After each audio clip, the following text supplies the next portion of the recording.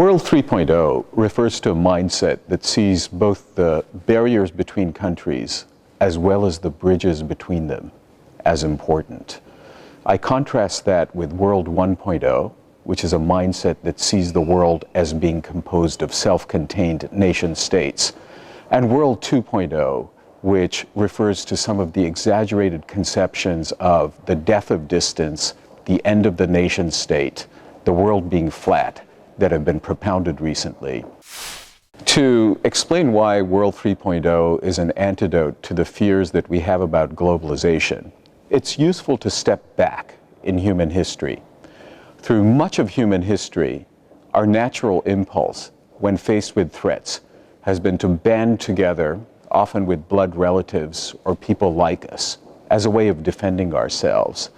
So the instinct to retreat in the face of difficult economic climates or other kinds of problems is understandable.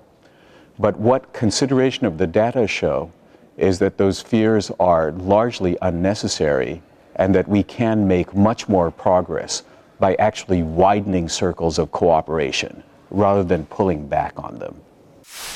World 3.0 implies that governments have dual roles as integrators and as regulators. Whether a particular government in a particular country needs to do more to regulate or less to regulate depends, of course, on the specifics of the situation. But the broader notion is that there are still large gains to be tapped by integrating further, and that most of the side effects, if any, can be alleviated by carefully targeted regulations rather than by turning our back on integration itself. Businesses need to explicitly adopt a World 3.0 perspective as opposed to fixating on the notion of a borderless world, because the notion of a borderless world is responsible for most of the mistakes that we see in international business.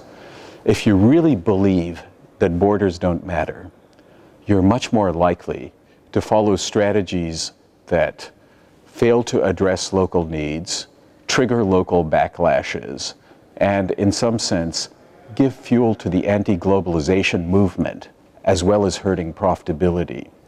World 3.0, in contrast, stresses what I call building a cosmopolitan corporation, a corporation that understands, appreciates, and leverages the differences across countries, as opposed to simply ignoring them and pretending that everything can be sold exactly the same way around the world.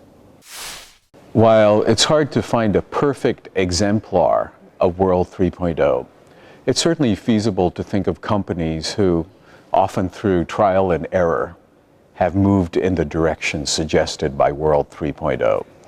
Take, for example, the case of MTV. 15 years ago, the wisdom at MTV was that obladi oblada sounds exactly the same in any language. And that was the period of complete standardization. In contrast, what people quickly figured out was that music preferences are very, very different across countries. And so MTV then moved from a phase of complete standardization to starting to localize what MTV does in different markets. Having achieved successful localization, the emphasis shifted back to trying to think about, okay, how do we add value across these local operations?